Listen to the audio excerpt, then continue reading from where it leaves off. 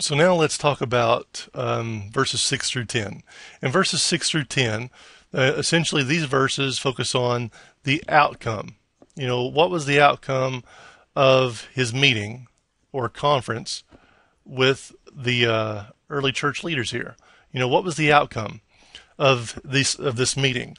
And essentially there was a negative, there was a negative perspective, and there were two positives. So let's look through this together. As for those who were held in high esteem, and this is not, when he talks about the early church leaders being held in high esteem, he's not trying to put them down. He's just saying, these people were held in high esteem. And then he goes on to say, whatever they were makes no difference to me. It makes no difference to me who they were, how big, how much of a reputation they had, all this other stuff. Why? Because God does not show favoritism.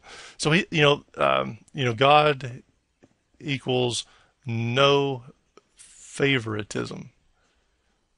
So essentially here, he's saying that, okay, I went and met with these people, and even though I talked with them, and even though we met and all this other stuff, even though we held them in high esteem, they added nothing. Added nothing here is crucial. They added nothing. So the negative of this conference, the negative, what didn't happen, the negative, is they added nothing. So there was no favoritism. God shows no favoritism. So everybody was on equal page. Paul presents his gospel, and he says the outcome of this meeting is they added nothing. And that's a key point here, because the Judaizers, the people that are challenging Paul and his message, are saying the early church leaders handed Paul the gospel. But that it's not true. Paul's saying they added nothing. They added nothing to my message there in verse 6.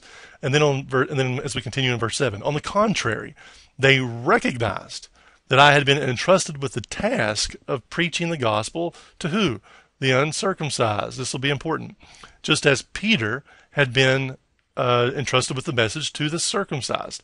So here we see a great thing. We see a great positive that outcome of this conference. So what is that positive?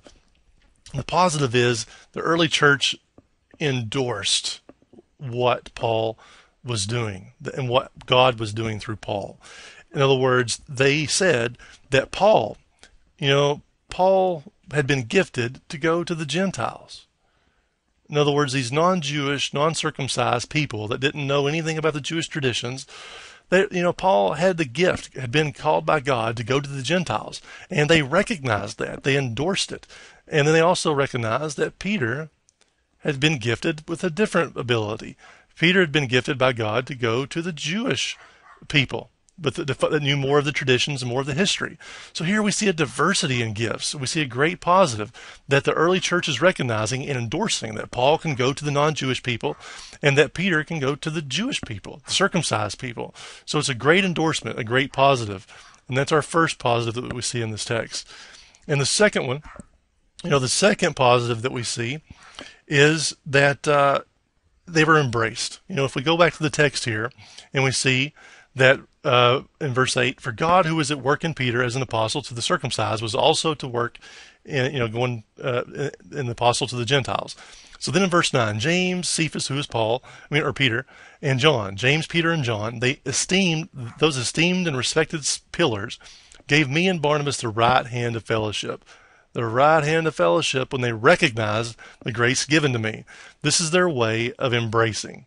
Not only did they endorse what God had called Paul to do, they embraced them. They embraced their mission. They embraced that, the mission that they all shared. They shared the same purpose and the same mission. It just took on different forms. Paul to the Gentiles, Peter to the Jewish people. So essentially, that's a great recognition. The outcomes of the conference, negatively, they added nothing. It didn't happen. Positively, they endorsed and they embraced, the mission here. So that's a great thing. And then as we continue, in verse 10, all they asked was that we should continue to remember the poor, the very thing I had been eager to do all along. So essentially, they had one request. They established, they said, here's our request. We just ask one thing here, that as you go about your mission to the Gentiles, remember the poor. In other words, don't forget these people. Don't overlook them. Um, you know, and Paul says, guess what, folks? This is what he had been out. This is what he was about all along. He wasn't. He hadn't. He had been. That'd been his heartbeat all along. Something he was. He says there that he was eager to do. So he'd been doing this all along. So it wasn't that big of a challenge to remember to do that. So what do we learn here?